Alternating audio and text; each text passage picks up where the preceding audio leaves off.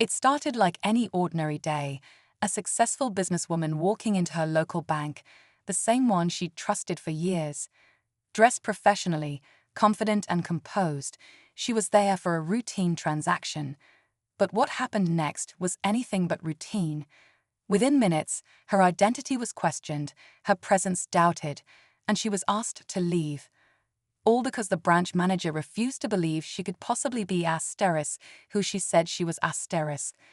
What the manager didn't realize: the woman he just dismissed was the CEO of one of the fastest-growing companies in the state and a longtime client of the bank. She tried to explain, calmly at first, that she was there for a scheduled meeting.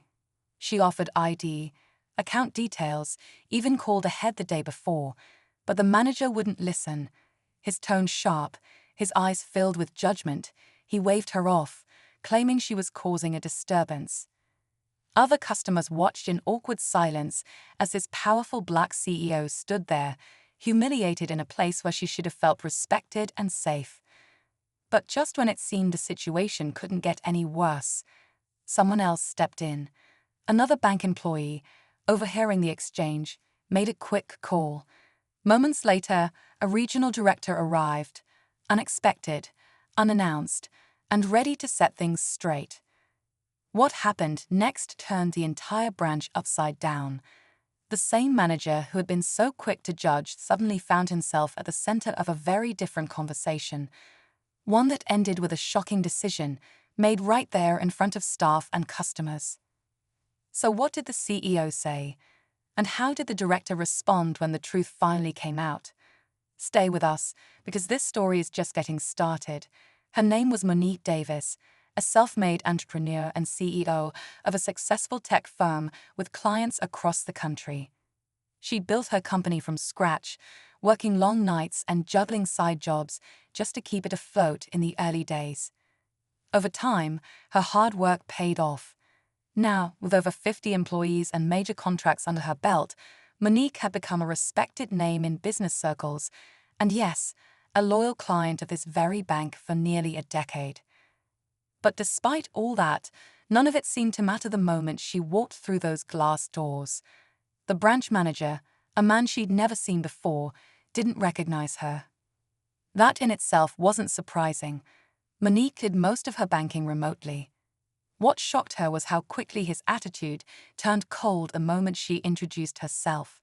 His eyes narrowed, his voice grew firm, and before she could even finish explaining why she was there, he was already accusing her of trying to access the restricted account.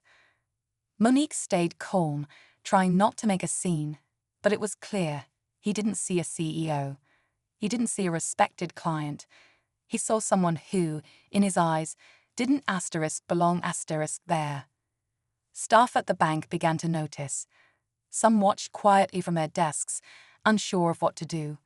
One young employee, a teller who had handled Monique's accounts before, looked visibly uncomfortable. That's when she made the call, not to security, but to the regional director. Within 20 minutes, the energy in the bank changed.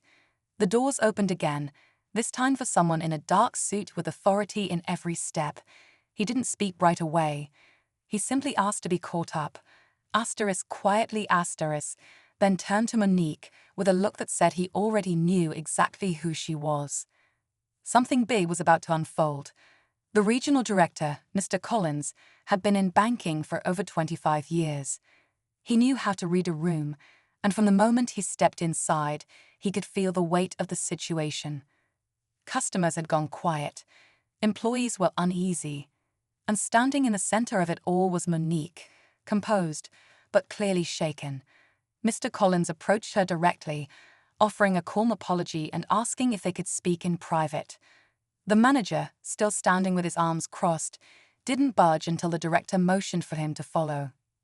Inside the small conference room, the tension only grew thicker. Monique explained everything: how she had a scheduled appointment, how she'd provided her credentials, and how she was treated like a stranger, even a threat. The manager, still defensive, insisted he was just following protocol and claimed her story didn't add up. But Mr. Collins already knew that wasn't true. A quick check of the records confirmed Monique's identity, her appointment, and her long-standing relationship with the bank.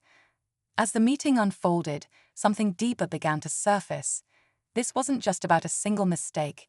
It was about assumptions, about how people are perceived based on how they look, and how even the most successful professionals can be doubted in spaces they've more than earned a place in. Monique didn't come in expecting special treatment. She expected respect, fairness, the kind any long-time client should receive. Back in the main lobby, the young teller who had called Mr. Collins stood at her station, anxious. She'd risked a lot making that call, worried about crossing a line. But she also couldn't ignore what she saw. It wasn't the first time something like this had happened, just the first time it reached someone high enough to do something about it. And now, all eyes were on what would happen next. The silence in the conference room grew heavier by the second. Mr. Collins sat still, fingers steepled, eyes fixed on the branch manager, who was now clearly starting to sweat. Monique kept her voice calm, but the hurt in her words cut deep. She spoke not just about this one moment, but about what it meant to walk into spaces where she constantly had to prove herself, despite her success, her achievements, and the fact that she was a valued client of this bank. The manager shifted in his chair, trying to explain himself again. I didn't recognize her. I thought she might have been someone else, but the excuse fell flat. The director had already reviewed the security footage. He saw how fast the judgment had happened. No one had taken the time to ask questions or verify properly. Protocol wasn't the problem. Bias was. Meanwhile, outside the room, the bank was buzzing, quietly but nervously. Word had spread fast. Employees whispered at their desks. Customers pretended to check their phones while clearly watching the door to that room. No one knew what was being said behind it, but everyone could feel it. Something major was about to happen. The young teller who had made the call tried to focus on her work, but her hands were trembling. She had heard stories, seen situations where speaking up didn't end well. Still, she couldn't stay silent. And now, she wasn't sure what that choice would cost her. Then, the door opened. Mr. Collins stepped out first, his face unreadable. Monique followed, her expression calm but serious. Behind them, the branch manager dragged his feet, his confidence now gone. Mr. Collins asked the staff to pause all activity. Every eye in the room turned toward him. The moment of truth had finally arrived. Just as the room braced for what everyone thought would be the final word from Mr. Collins, he paused, scanning the tense faces of the staff and customers. Before I address what just happened, he said, there's something else that needs to be brought to light. A murmur rippled through the room. He turned toward the young teller, the one who had made the call. Her face paled. She hadn't expected to be pulled into this moment, at least not publicly. Mr. Collins nodded gently, giving her space to speak if she chose to. After a brief hesitation, she stepped forward. In a voice barely above a whisper, she revealed that this wasn't the first time something like this had happened under the current manager's watch. There had been multiple incidents, customers treated unfairly, account requests mishandled, even internal staff facing subtle but persistent disrespect. Most stayed quiet, afraid to lose their jobs. A few had reported issues anonymously, but nothing ever came of it. And now, hearing Monique speak, she realized just how deep the problem ran. That's when another employee stepped forward, then another. Suddenly, what began as a single incident became something much bigger, an unraveling.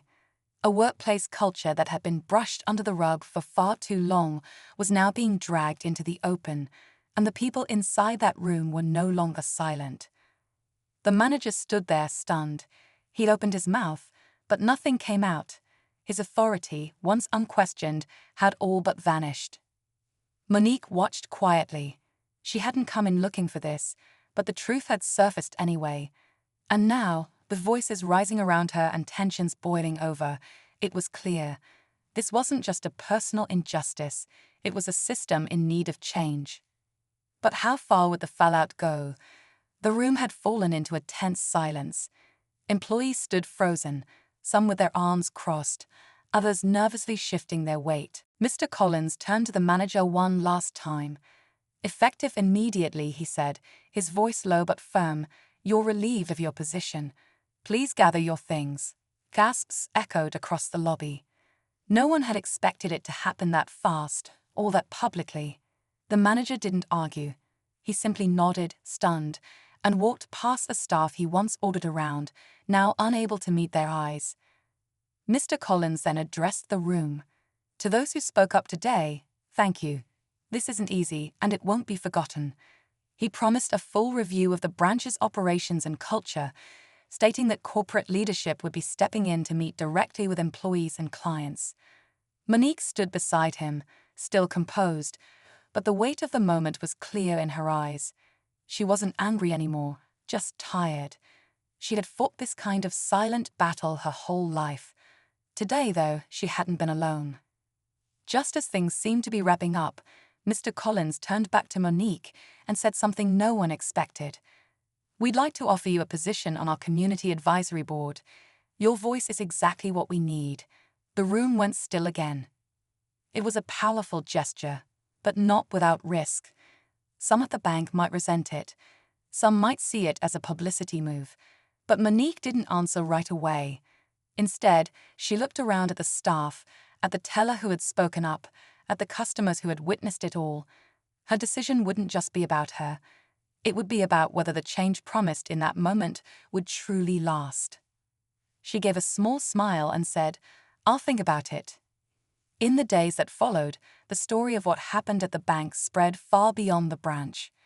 News outlets picked it up, social media lit up with conversations around bias in professional spaces, and Monique's experience sparked a much-needed conversation about how people are treated, regardless of status, appearance, or race.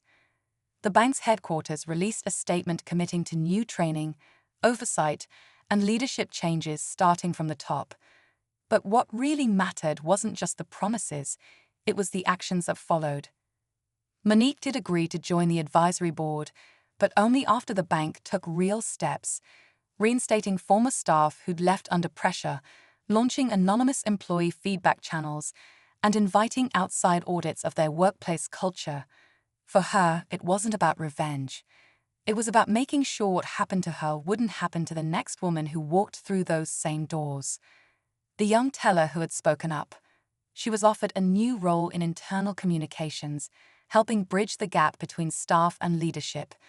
Her bravery didn't go unnoticed, and the other employees who had backed her up began to feel something unfamiliar, hope that things might actually change. As for Monique, she went back to running her company, staying focused, but different now. What happened at the bank wasn't just a personal win, it was a reminder of the power of voice, of speaking up even when it's uncomfortable. She didn't walk in that day looking for a fight, but when one found her, she stood her ground, with grace, with truth, and with purpose. Because at the end of the day, respect shouldn't come from titles or balance sheets. It should come from seeing people clearly and treating them with the dignity they've earned. And that's a message that should echo far beyond the walls of any bank.